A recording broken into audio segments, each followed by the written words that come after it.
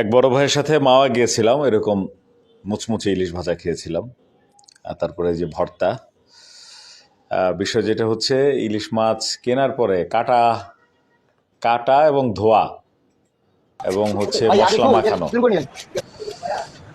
এগুলো দেখছিলাম। দুইটা ইলিশ ভালোই দাম, 1800 টাকা কেজি নিয়েছিল। 2400 টাকা না, পিস পড়ছে 2400, পিস পড়েছিল 2400।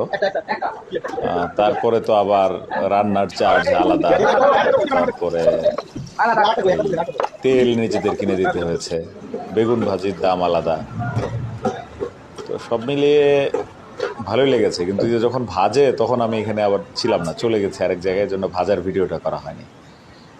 কিন্তু ভাজার পরের অবস্থা যেটা, সেইটা হচ্ছে মানে একেবারে লোভনীয়। আমি যে খেয়ে আসছি, তারপরে এই ছবি দেখলে মনে হচ্ছে যে আবার খাই। মামা যে খেতে পারেন, ইলিশ পাওয়া যায় এখনো।